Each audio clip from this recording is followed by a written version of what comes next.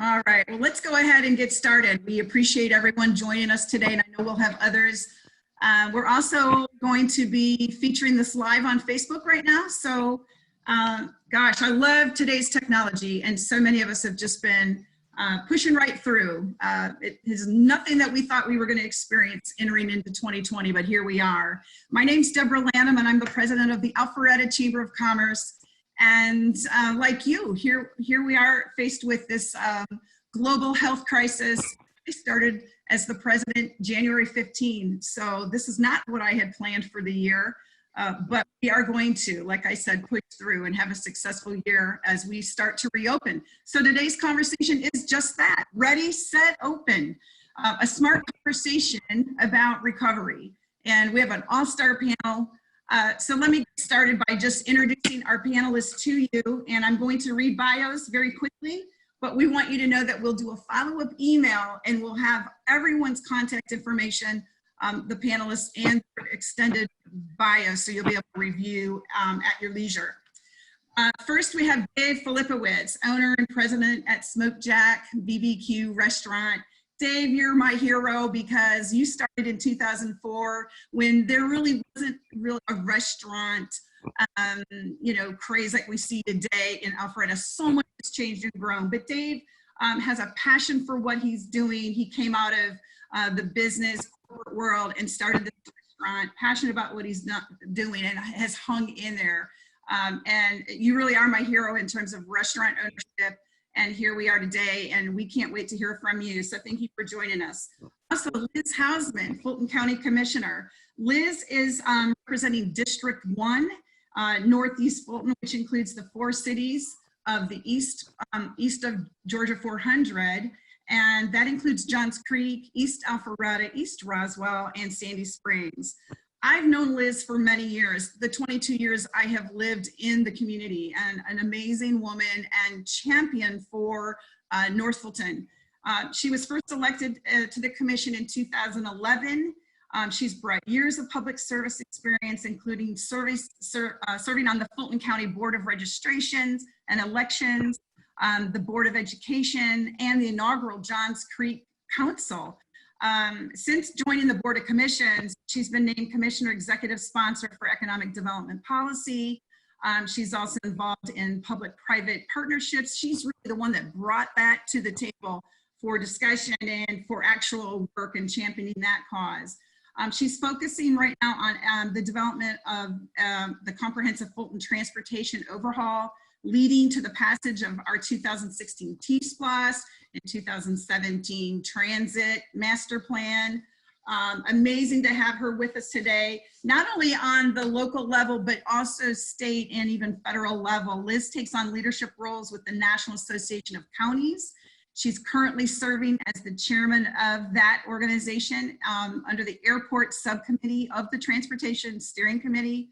And involved in numerous other task force and organizations across our state. Thank you for joining us, Liz. Amazing, and so appreciate your taking time today as well. Matthew Thomas, Economic Development Manager for the City of Alpharetta. Matthew's very involved in the retention, expansion, and attraction of programs. He has been involved in economic development with the City of Canton. He's also been involved with the Metro Chamber of Commerce, the Chattanooga Chamber of Commerce, the Dalton Whitfield Joint Development Authority. Has lots of experience in not only the chamber world, but also in economic development capacity as well. Welcome, Matthew. John Uppel is an SBA senior banker and the senior VP with Renaissance Bank. I've known John and Renaissance doing an excellent job in the area. John started his finance career with Citizens and Southern National Bank, and 8 years in asset-based finance experience, prospecting, underwriting, closing leverage financing transactions, not only in Georgia, but in Florida. 10 years of banking under his belt. He went into the private sector and went into work with an Atlanta-based plastics company. Did that for a while, and then also started in a real estate company. And then we hit the trouble in 2008, And so he returned to the finance world because he specifically understood the SBA finance and the need for that for businesses and small businesses. And he considered himself an advisor and got tremendous expertise as far regarding that experience. So so glad to have you join us as an expert voice on this SBA and PPP assistance that we know small businesses have definitely wanted to tap into. David Lugood, he's the president and owner of a company called SkyKey and a new Chairman Circle member to the chamber. So we welcome David. He's a Gulf War veteran who served honorably as an intelligence specialist. He is, just as he's gone into private sector with MCI Communications, went to #1 as sales, just has excelled in everything he's ever done and has learned the tough way, was in a single parent home and raised under hardship, but has emerged out as an incredible leader in our community and owns Blue Key Construction and Claims, and also a disinfectant company, which we're going to hear David talk about today. So welcome, David. Finally, we have Scott Wharton, who's our attorney today. He's a co-founder and partner of Hill, Kircher, and Wharton, an 11 attorney firm located near the Galleria in Northwest Atlanta. Scott is well-rounded. He's a business lawyer who represents businesses of all sizes in a variety of industries, including software and technology, healthcare, telecommunications, hospitality, distribution, and logistics. In addition to advising clients on day-to-day compliance and general legal issues, Scott handles a variety of legal matters for businesses, including commercial transactions, labor and employment matters, mergers and acquisitions, and business formations and financing. Scott's also a pioneer in the flat fee outsourced corporate counsel method of delivering high quality dedicated legal services for businesses. We have an all-star panel, and I welcome all of you to today's conversation. Moderating today, we have Rick Hancock, a good friend of mine, but also an experienced journalist. Amazing to have you with us today, Rick. You are the publisher of Atlanta Tech News, the president of My Mobile Life, and are going to serve today as our moderator. And what I like to highlight is just your experience as a broadcaster and also an educator in the universities on the East Coast where you're from. But we're glad to have you here in Atlanta and look forward to you leading the way. And then let me just add Michael Grillo. Wave to everyone, Michael. Michael's producing this for us today, making sure if there are any glitches, he's going to be blamed for it because I have no idea how to fix anything, and he's at the helm. Thank you, Michael, for being here. Also co-owner of My Mobile Life, which is a tech company, web digital marketing company, and also co-owner with Rick Hancock at the Atlanta Tech News. So guys, take it away. All right, well, thank you very much, Deborah, and thank you for inviting me to moderate, and welcome everyone to what we hope to be a very informative panel. As full disclosure, I specifically chose to relocate to Alpharetta when I moved from New England. I was just impressed, and this is 7, 8 years ago, with what Alpharetta was then, and just I love the place now. I'm very hopeful that the information that we provide today will help the businesses that are looking to get ready to open will be able to do so. I want to start with Dave. Dave, I want to tell you that the first restaurant I visited in Alpharetta was yours. So it's an honor to have you on the panel. I didn't meet you back then. I've been a few times, so it is an honor to meet you. You have actually begun the process of reopening. So I want you to share with the audience some of the things that you're doing in general, specific to your business, but what are you thinking about? What are some of the things going through your mind right now as you're about to reopen your doors? Well, there's a couple things. One, we're just super blessed with the concept. Sometimes when I look back at this whole pandemic, everybody's business is different. And we were so fortunate that our model lent us to have a lot of to-go business in the first place. So I converted the entire building into a giant food truck without wheels. So we had 3 holes that we used, I call them that, The bar was one. You could walk into the bar. You could place an order if you felt comfortable walking in one at a time with social distancing. If you placed an order there, you received your order at the bar. Then we opened up the patio, which was my seating outside in the back, for all call-ins and large family pack meals, which we started the day it happened. I came up with this idea to do the Jack Pack, which was just family meals that fed 4 to 5 people. And that went over really well with our constant contact list. And then if you call the regular order in, because we also did the menu. So we've never closed except for one day, which was Easter, which I close every year for Easter. So we've been open every day. I've been at work every day trying to figure out how to navigate through this. And we have just been so blessed and fortunate that with our concept, with our community, it's gone over really well. About 1.5 years ago, I happened to build this smoker room out back, which we opened up as a smoke shack to go area. So I've just been super lucky that our sales have been down, but we've managed to navigate through that. When the governor came out and said last week that restaurants could open, I'm not here to throw the governor under the bus or put him on top of a pedestal. I just felt it wasn't right for us. I felt that the dining room was going to be too confined. If you looked at the regulations on how many square feet we had, how many people we could put in there, have the staff, wasn't good enough. I heard a great restaurateur that I love dearly in Atlanta say, you know, we got one chance to impress people to reopen. And when you open a restaurant from scratch, regardless of what we're going through now, you really can't make a lot of mistakes because people don't give you a lot of leeway. They give you a shot or two and then you're done. And if you don't open up with every cylinder firing exactly the way it needs to be, you're in a pickle. So I can only recommend what I can do for my spot. Other restaurants, everybody's different.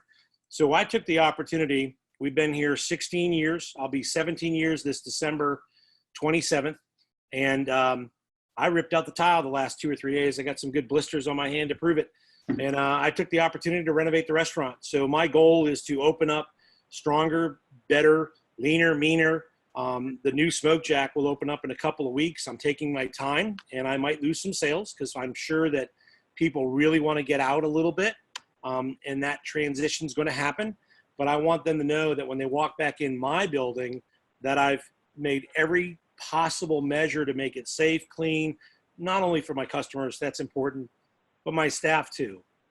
These are folks that have been with me since day one. I got numerous people that have been here for 10, 12, 13 years, and I need to make sure that they're safe also. So, you know, I don't know how I'm answering the question, how I'm navigating. I'm just taking one step at a time, making sure the distance between the tables is good, the distance between my staff, how we're going to check them. We're going to start putting masks on everybody. And we constantly clean anyway for a restaurant building that's, you know, this has been a restaurant spot for about 30 years. So sometimes you inherit some old areas that are not as nice as you want them to be. So we've eliminated all that. I've gone into the walls, changed it, put a new kitchen ceiling tile in last week. And we're really jazzing the place up. And that's only one choice that we have to make is we've got to be the best we can be to go forward. Great insight. Thank you very much. And just want to remind our audience that you can ask questions. We hope to leave some time at the end that people can ask questions. You just click on the Q&A icon and submit your questions, and we'll try to get to as many as we can. Thank you, David. Liz Houseman, I'm sure most people here know her, and we got a chance to do a little run through yesterday, and I'm convinced more than ever that she knows just about everything as it relates to the region. And I thought she'd be a good person to talk about a big picture overview of what all businesses have to face, and maybe even some insight of what's going on through the state, regionally, and can share some of her insights on her perspective on where we are right now. Liz? Thank you so much. And before I start, Dave, I just want to say that you look like you're in one of the most coveted meeting rooms in North Fulton. Been to many functions there, and look forward to the day when we're meeting again in person in your restaurant, because it's one of the best around. Thanks for having me. I thought I would open up with maybe just a 2-second update on the health condition of our infrastructure here in Fulton County. You know, when Dave said he wasn't quite ready, I think that honestly there's a lot of customers that may not be ready either. that need to feel comfortable as they venture out. And so I think part of our recovery, and I love this topic, Deborah, this ready, set, open, and how we're going to recover is on both sides. The businesses and the employees have to be comfortable, but so do your customers. So we get daily stats on the number of cases and the number of deaths, unfortunately, in Fulton County. They come out twice a day. I'm happy to report that the death number stayed constant from last night to noon, which that has not happened in a while. So, you know, I think we're all very hopeful that the data that the governor's relying on to say, yes, it's time to gradually open our businesses is reliable. And we're starting to see those trends. So we went up about 50 cases since last night, but no more deaths. And that's very encouraging. You know, the freeze, if you will, on business activity and the shelter in place order was really designed to allow the healthcare system to catch up and to be ready, you know, and not be overwhelmed. And I just want to give you an update on that also. Currently in Fulton County, and this is a countywide perspective, we have an excess of over 800 available beds. 200 ICU beds are available, and 150 ventilators are not in use currently. So we're in good shape from a healthcare perspective in Fulton County at the moment. We also have beefed up testing for COVID-19. We have 8 locations that are either state, county, or National Guard run. There is a CVS facility at Georgia Tech. 2 of these centers are in North Fulton. So I think that also that is going to be a key to having things come back online, folks getting tested, feel comfortable that they're returning to work in a safe environment, and the employers comfortable that their employees are coming back healthy. So we're trying to support those efforts. And we are also working with MARTA to do their employee testing. That is under discussions now, so that we can help make sure that our transit employees are all healthy that are at work, also to give people confidence that they can once again return to using the transit system to get around town. Most of Fulton County's, except essential services, are currently still closed. We are also talking about reopening libraries and tax commissioner offices and things like that. Most of our operations have been ongoing, although somewhat limited, and a lot of it's been done online. We're doing, you know, tax assessment hearings online today. We've scaled back most of our court operations. There's conversations about bringing those back online as well. But some of the things have to stay in operation. You know, our water systems, crucial to life. Unfortunately, we have a jail that we have to manage. So those kind of things have been constant, as well as public safety. Our airport continued to operate normally. It's been quite busy. So things like that have continued. Some of the things that we normally do, like restaurant inspections, those workers were shifted to help with COVID testing during this time, but now they're going back to their normal duties. We hope to have things like pool inspections so that our neighborhood pools can open sometime this summer. We have to be careful with these kind of things, of course, and we're going to follow the guidelines that the state DPH puts out on that. But I think you'll slowly but surely see normal, more and more life come back.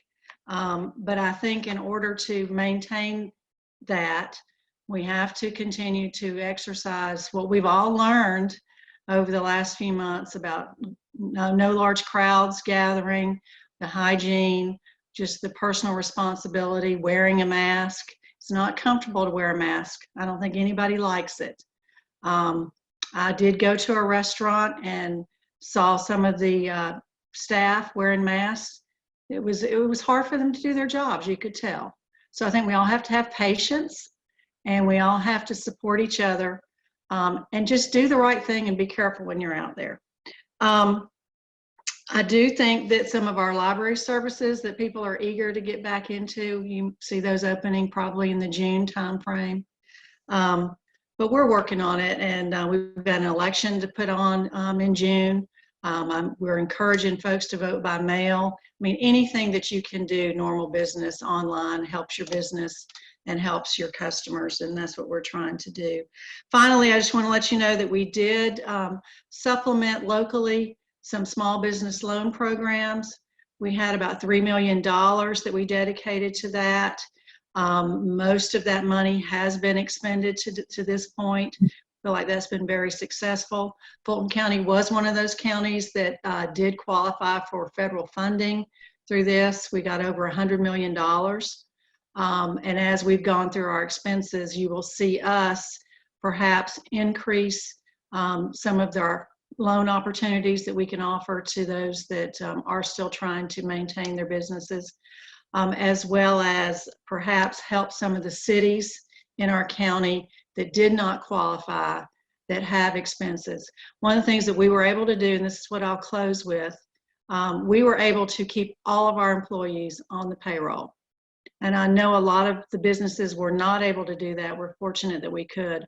We did initially have about 840 employees that had no ability to work at home. But we felt like when our libraries came back on, for example, that we needed to be able to turn that back on immediately with our experienced staff that knew the community rather than having to start over. What our employees agreed to do if they did not have any duties at home, that they were willing to be reassigned as needed. And I'm happy to report that almost all of the employees have done something that they didn't normally do during this time period to supplement our operations. So I feel really good about the Fulton County family, the support that we've done for the community, and the help that we've given to some of our small businesses. And I hope that we can expand that as we know more about what our actual costs were during this pandemic phase. Okay, thank you. Thank you very much, Liz. Matthew, I'm not going to hide my bias. I love Alpharetta. I think it's not only the envy of Metro Atlanta, Georgia, but around the country. I can't tell you how many of my friends know about Alpharetta and the things that are taking place here and the amazing growth that has taken place over the past few years. That being said, almost everything stopped for the last several weeks. So what is the city doing? What's available for businesses of all sizes? Because we have major companies here as well as small companies like myself. What's happening? Give us an update on what's happening locally here in Alpharetta. Yeah, thanks, Rick. I think you hit a very interesting point. You know, the dynamics of Alpharetta are, one, we're such a huge technology and corporate office hub with, over 25 million square feet of corporate office in the city. And we know that over 60,000 people typically pour into the city every day to get to those different technology and corporate headquarter destinations. And so with that, as you can imagine, with corporate office and technology being such a strong industry base for the city, that influx with a lot of people working remotely has of course stopped. And so that's kind of taken some pressure off a lot of our road networks. And fortunately enough, a lot of those technology companies were already using their capabilities to work remotely, even kind of regularly, where you never really see 100% of the team in the office. So all they've really done is kind of blown that up to the extent of, most, if not all of a lot of their workers are working remotely. And so that's kind of encouraging to see them adjust to the change.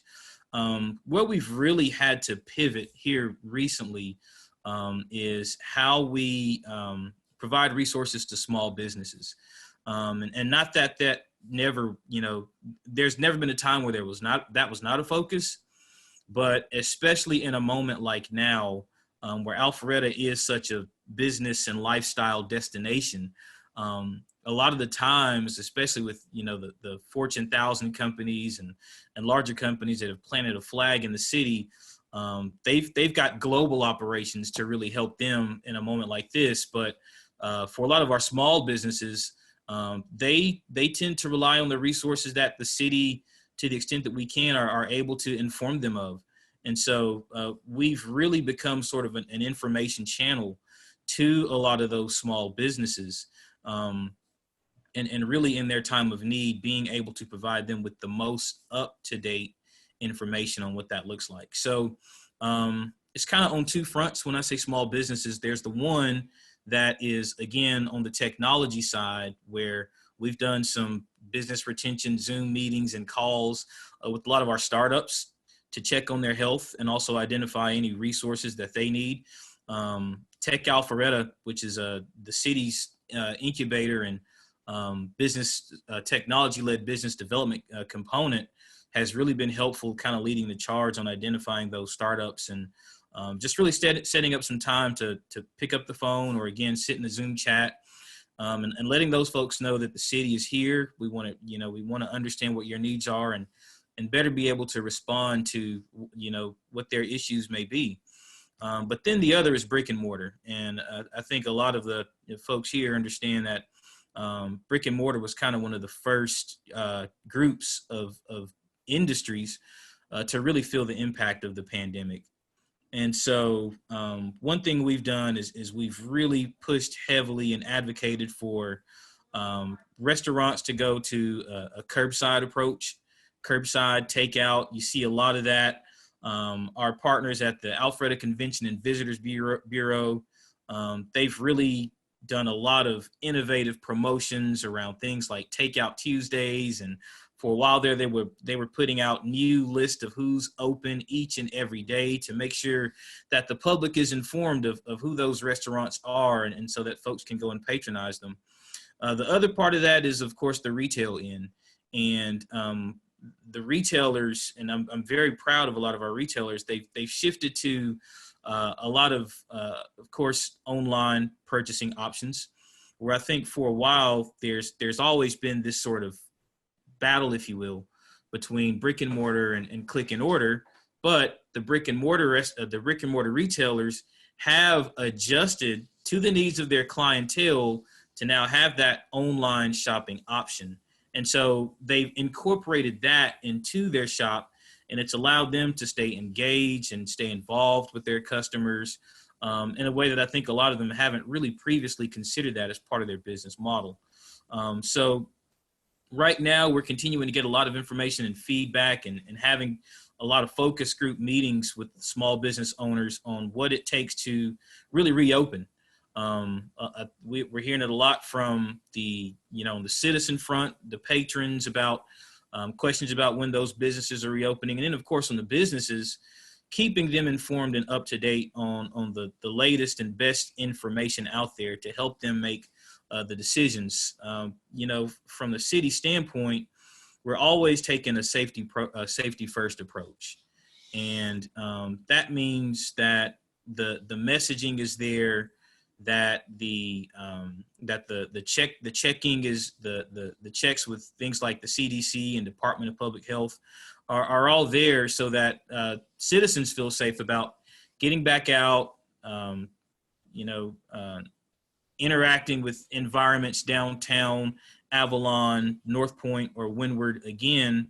And then that also instills a lot of confidence in the business owners as well, as we also are working daily to ensure that they've got the best practices and the best information available to help them as they start to consider reopening. So I think right now we've really positioned ourselves to really be a conduit of information, as there's a lot of new details that tend to fly out every day, whether it's from the CDC or, if there's help with interpreting some of the executive orders that have come from the state capitol, being able to interpret that information and to clarify what that means to our businesses has really been a very key component of how we've been able to assist.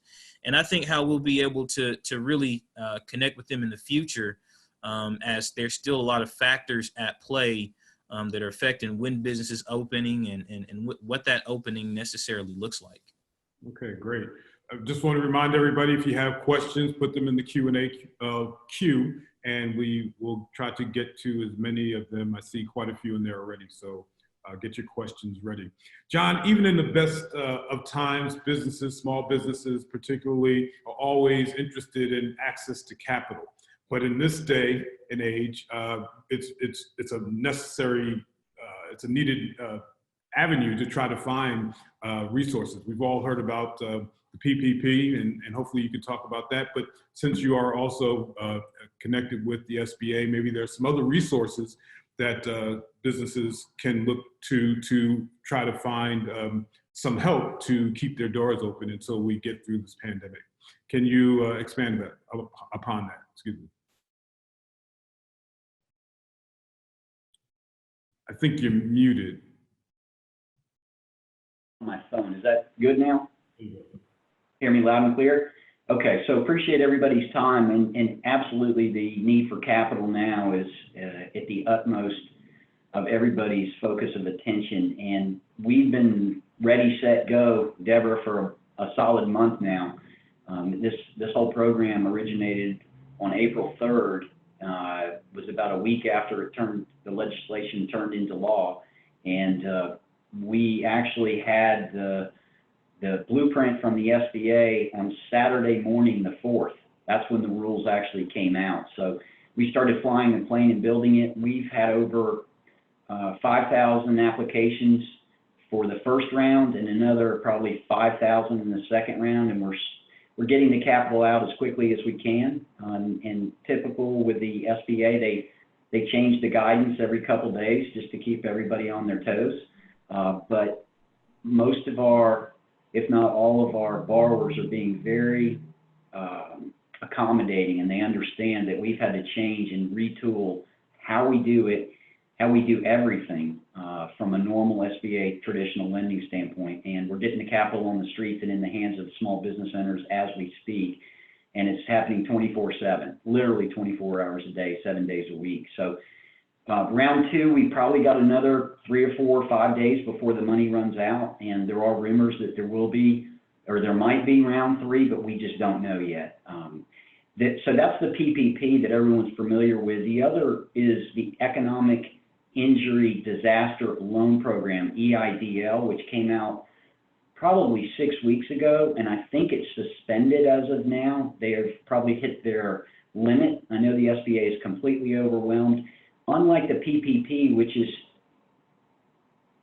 set up to be forgiven if used correctly by the borrower, the EIDL is a 30-year loan, guarantees by the owners, probably collateral is going to be needed and requested by the SBA, but if there is no collateral, then in fact they will go ahead and make the loan. So that's more of a loan. It's a long-term working capital loan. The other PPP is really to stimulate the economy now and keep employers, small businesses, keep their employees. If they furloughed, bring them back and put them on the payroll, even if they're not open. That's the whole goal, is to get the capital on the street. So we're doing it. Bank of America is doing it. All the small banks, most of the small lenders are doing it because we've got to support our community and our customers and our prospects. And that's what the role of this PPP and the EIDL are. Okay, great. David Lugood, earlier David Flipowitz and Liz talked about gaining the confidence of your customers. So I wanted to know, almost in a marketing sense, how do you, and this is going to David,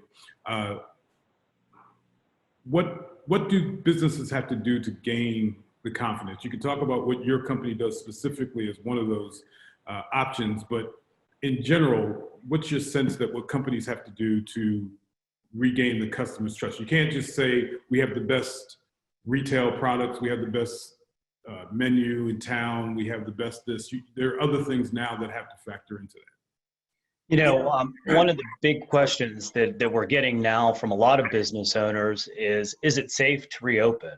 And the answer is yes. Providing you take some precautions. You know, we hear about the precautions of staying 6 feet away and wearing masks and things of that nature. But when you're a business owner, people want to know that they can enter your business and be safe. And one way that we're helping business owners throughout the entire community is we're doing a disinfection service that's authorized by the CDC using EPA approved products, where we'll go in and we'll do proactive disinfections to eliminate the coronavirus that may be in somebody's facility. When we're done, we put a sticker on the door so that people entering the premises, whether they're consumers, whether they're employees, they know that they're entering a safe workspace. And when we started this business model, we started it to help folks in nursing homes, senior living facilities, and to protect essential workers.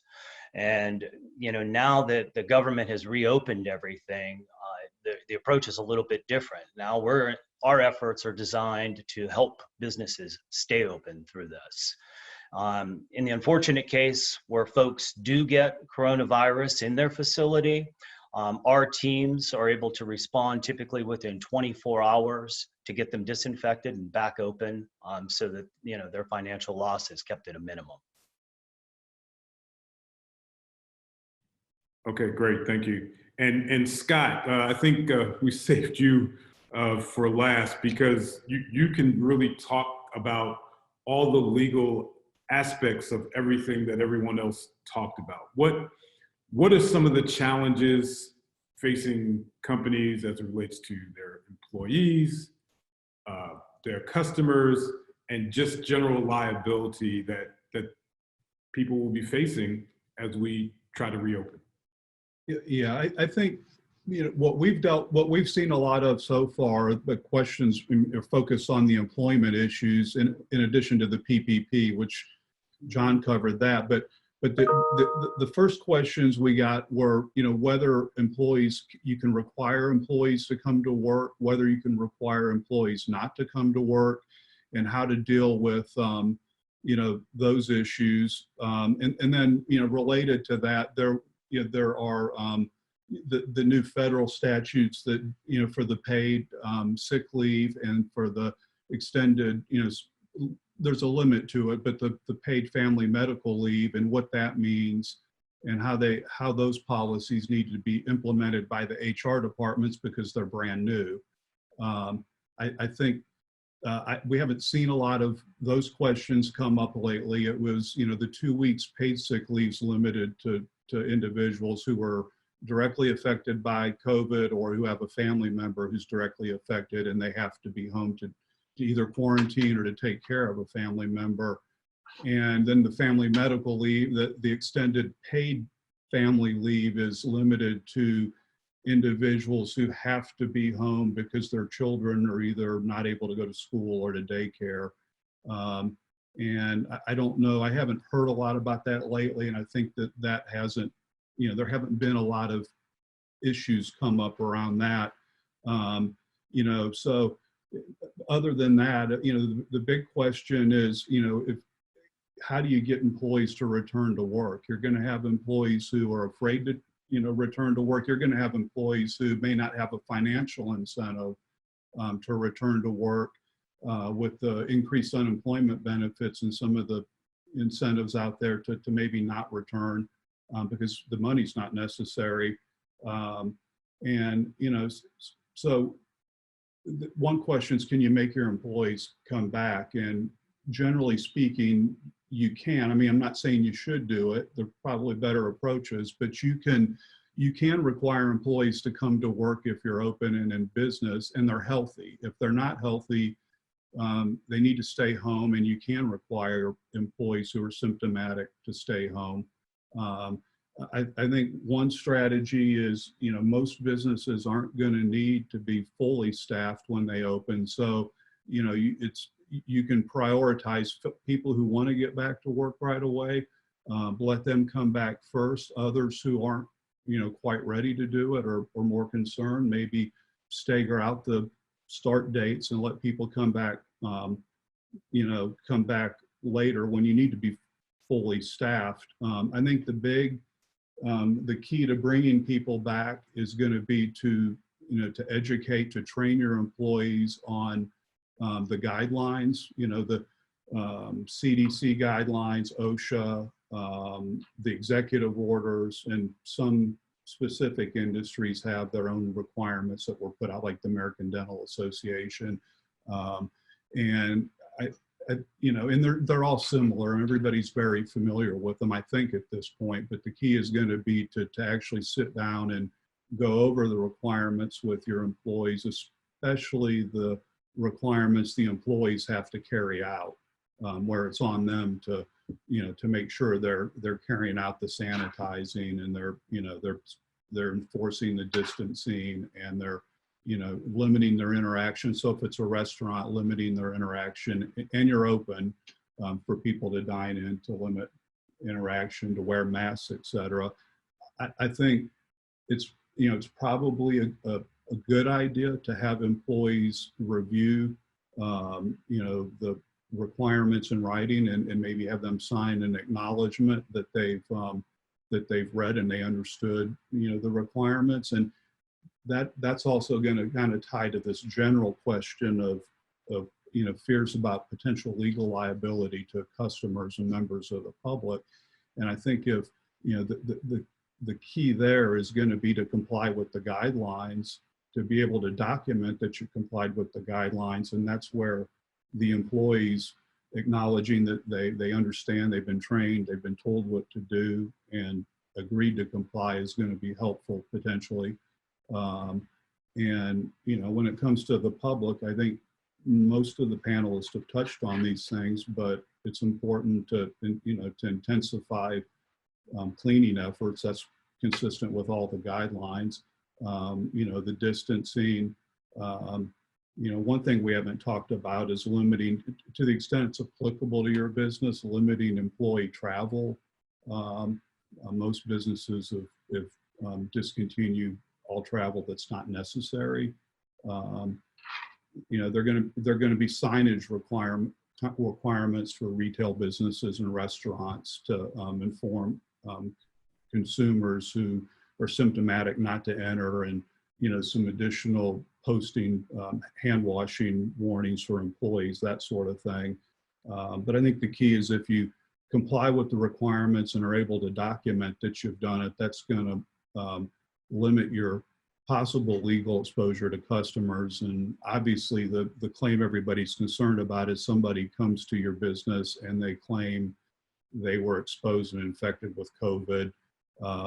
And what does that mean? I you know, if you're able to show that you did everything that was required and recommended that you do to operate your business, I think it's going to be hard for anybody who visits your business to show that you breached a legal duty to them.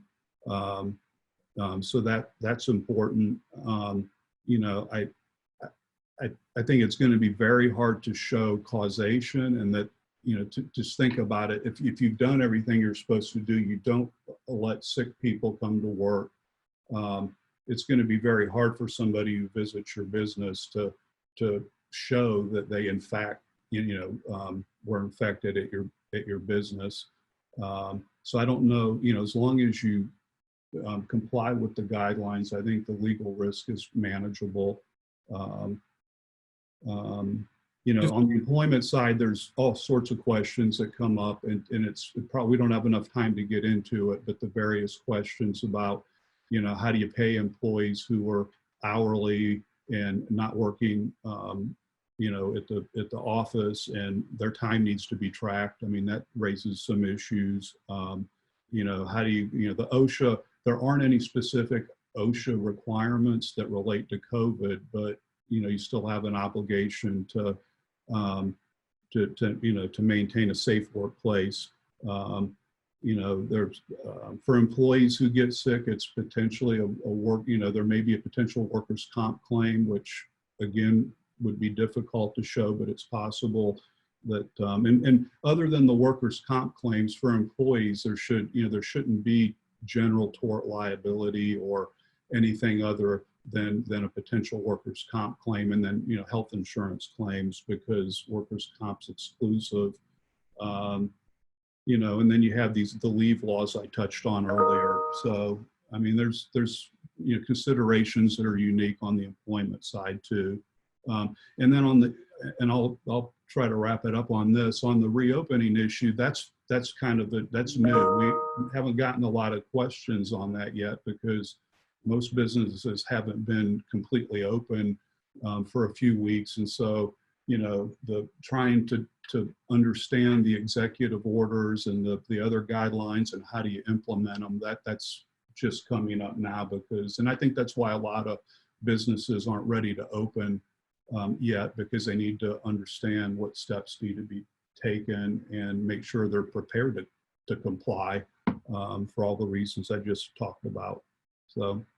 Okay, real quick follow-up. It seems like you're suggesting at minimum companies should have a very clear written documentation on what they've done to open that will protect them somewhat or a great deal from any future litigation. Yeah, I think on the employee side, I think it's a good idea to, when people come back, come up with a process to go over the guidelines with employees and have them sign, to acknowledge they've received the training and they're going to comply.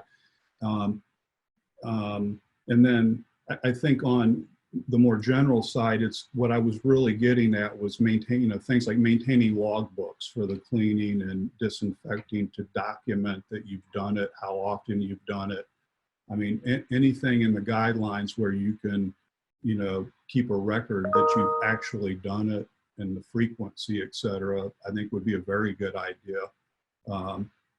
Because that's what it's going to come down to is if you can prove you complied with the requirements, I think it's going to be very hard for somebody to hold you liable for a general negligence claim, which is really what we're talking about. It would be just you were negligent.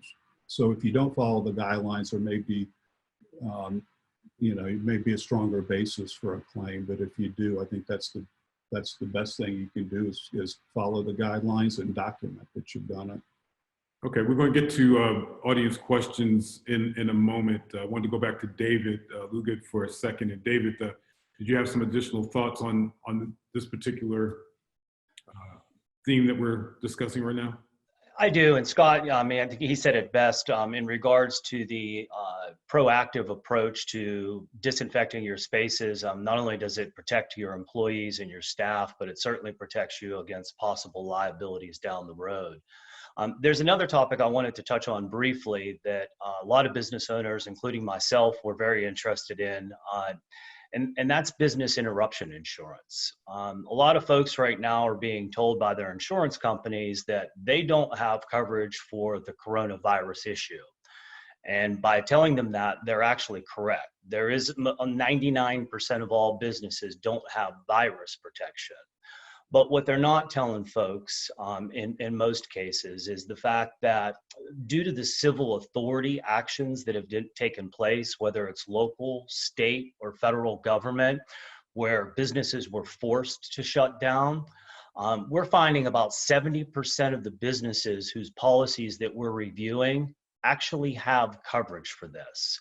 So this means if your business has been shut down because of a civil authority, it's very likely we may be able to help recoup some of the funds that you've lost due to these actions. So, anybody is certainly welcome to contact me after the call.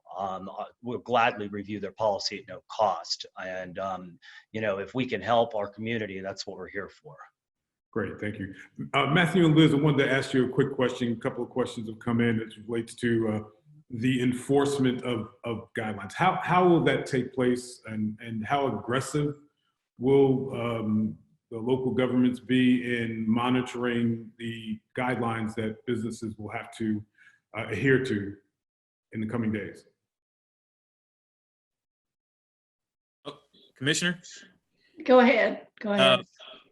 Well, I was, with respect to the state guidelines, of course, it's a state law. And so we initially got a lot of questions about what does this mean at the city level? And truly, because it is a state law, there's only so much that we can do. And we had an interesting conversation yesterday with a lot of our corporate office executives who asked something very close to that very same question. And I think a lot of it depends on, one, the responsibility of the individual to the best that they can to adhere to social distancing and adhering to the guidelines that are lined out in the state, as well as some of the information shared on what it means to be operating at minimum business operations. But the other part too is you've got places like Avalon, for example, who have someone from our police department on site every day, just to ensure that, to the best that we can, keep folks from gathering in those large groups. And it's much harder to do in an outdoor environment like in Avalon, or even like we're looking at now in downtown Alpharetta, and what exactly that looks like. But to, in credit to our public safety team, they're sending people out and, encouraging folks that, hey, if you see anything, don't hesitate to give them a call, and they're kind of helping to really monitor social distancing and adhering to that. I think it was mentioned earlier too about the importance of businesses also having guidelines in place for their customers as well as their employees to feel safe when it is time and the public does start to engage more and more in commercial environments, that they are also fully aware of what those definitions are, what that means, and that they do have that information. So those are some of the tactics we're using now. It's still, there's still room for sort of the evolution of that as we see more and more people getting out, as more and more businesses start to open. But our public safety team has been phenomenal, and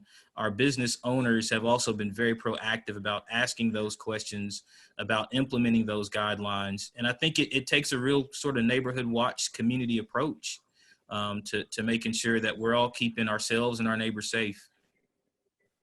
Liz? Yeah, I mean, the only thing I really have to add to that is that, while the governor has allowed businesses to open pretty much, unless you're a bar or nightclub, you can open. There's still restrictions on large gatherings. And so, you can't congregate in big numbers. There's no concerts, ball games, any of that kind of thing, obviously. But even during the height of the shelter in place order, there was really never any effort to enforce to the degree of arresting. And it was more of an educational effort to make sure that people understood what the rules were and disperse the crowds if they found them, but not take any serious citation or do anything further than that. And so I think there's been a trying to be a very positive aspect to all this, to focus on education and safety.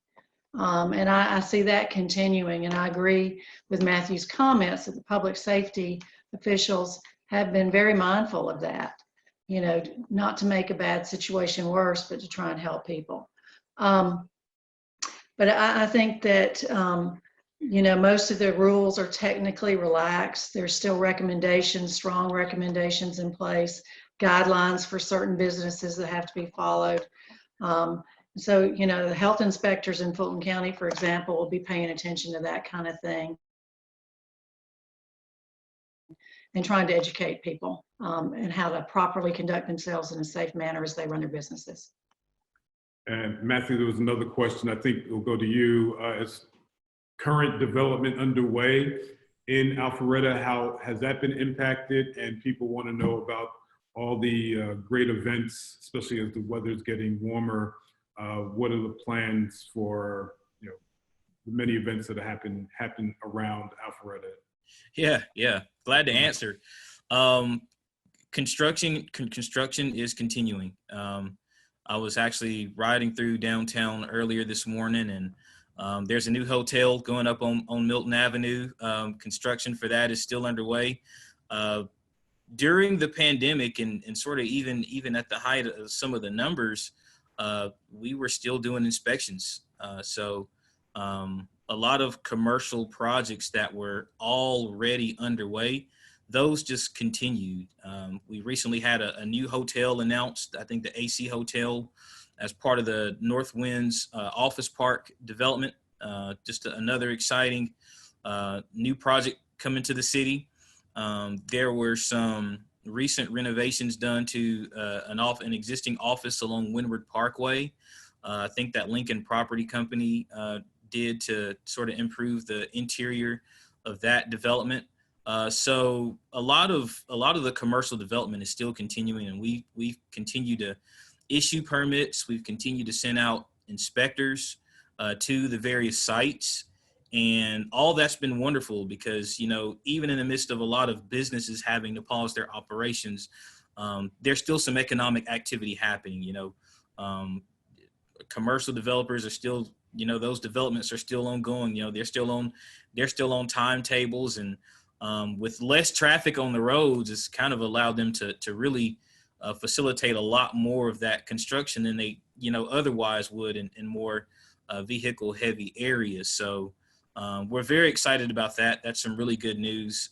When it comes to events, right now, we aren't hosting any kind of, you know, city sponsored events.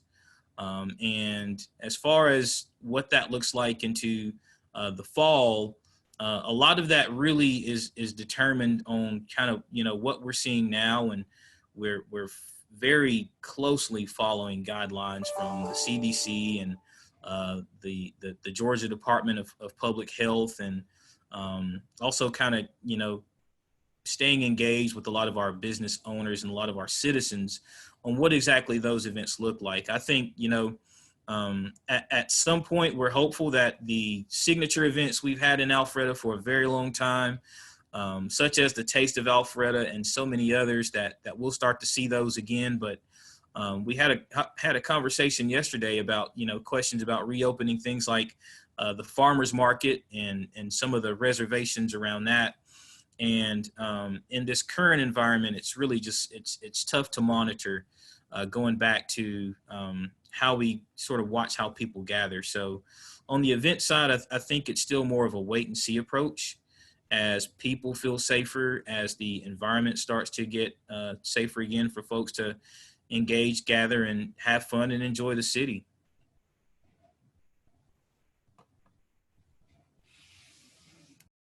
So we're bumping up around 2 o'clock. We still have a few more questions. If folks can stick around, great. John Apple, this was a question for you. Can you share any information you have regarding the expected financial reporting required in the future for PPP loans to determine if a business qualifies or obtains funds without a need? In particular, if they had other loans or lines of credit available, or if they obtained a loan just in case versus a real financial need. Unmute. There you go. We don't have the exact guidance yet from the SBA. That's going to be the second phase. And similar to how it's been rolled out, it's probably going to be a couple of weeks before we actually get that. The intent of that PPP loan was to put the 75% of the eligible loan was to be used for payroll and payroll-related expenses, so that people would not stay on unemployment, that employers could and would bring back furloughed employees and pay them whether or not they're open, so that these people could pay their rent and pay their mortgages and pay their car notes and phone, et cetera, expenses. So the two parts. One, we don't have the exact details yet. Our goal on the front end, and part of the slowness of every bank processing and getting these loans approved, was to make sure that we had all the documentation right, and that the borrower understands what these loans are used for, because the last thing we want to do is come back to a borrower 8 weeks after closing the loan, which is the time period that we're talking about here for the PPP, and saying, I'm sorry, half your loan will not be forgiven. You're going to have to repay it over 1.5 years. That's the worst thing that can happen to us. So we're trying to coach our borrowers to make sure that they know what it's for. The other question was about, I forgot the other question. The if it was just in case, or the financial. Oh, that's right. So there is a test the SBA has in normal times called credit elsewhere, which means if a borrower can get credit conventionally, then they're not an SBA borrower. They're not eligible, but they waived that rule in this case because of the need for companies to have liquidity, but specifically to have these employees back on the payroll. So the credit elsewhere test has been put on the wayside for this PPP. Okay, and Scott, I had a final question for you to paraphrase. If an employee does not want to return to work to that business, does the business have to pay them, or will they continue to get unemployment if they refuse to come back to work? Well, I mean, it depends. Assuming the employee's healthy and able to, and they just don't want to return to work, but they're capable of returning to work, then you know, you can terminate their employment. You know, the question is, should you have exercise more latitude? And like I said earlier, try to like maybe prioritize people who are willing to come to work, you know, coming back first, and folks who aren't quite ready, letting them, you know, take a little more time. But assuming you have to have people back and somebody just flat doesn't want to come to work, you don't have, you know, you can terminate their employment, and they shouldn't be eligible for unemployment benefits, but you know, and you know, they wouldn't be eligible technically for unemployment. All right. All right. Well, I want to thank all of our panelists for a great conversation. Again, this was recorded, so you can watch it at another time. Deborah, I'm going to hand it back to you so you can close things out. Wow, thank you, Rick. Appreciate it. Our panelists, thank you so much. I've gotten a lot of kudos and texts during the hour. I do have a question for Dave Filipowicz. What's for dinner tonight? The Jack Pack is wings, brisket, and I think it's got sausage on it. Homemade potato salad and corn pudding and mac and cheese. And do we get alcohol with that? Absolutely. We've been buying the Jack Packs, and you guys have really got it down to a science. So I'm so impressed with all of you. The fact that we can adapt and we can move forward, it just shows the spirit of entrepreneurship, of community. And again, I just want to thank you. Any last words from any of our panelists? Anything else we want to share? I'm good. We're good. Well, again, thank you. And to all of those that have attended, we thank you so much. Obviously, we'd love to have you part of our chamber, but also the panelists, their contact information will be made available to you. We'll do a thank you email out to you all, and that information will be there. And it is recorded, so you'll be able to access this at a later time. Once again, on behalf of the Alpharetta Chamber of Commerce, we want to thank you for joining us today for Ready, Set, Open. Open. Ben. Thank you. Thank you. Enjoy your weekend.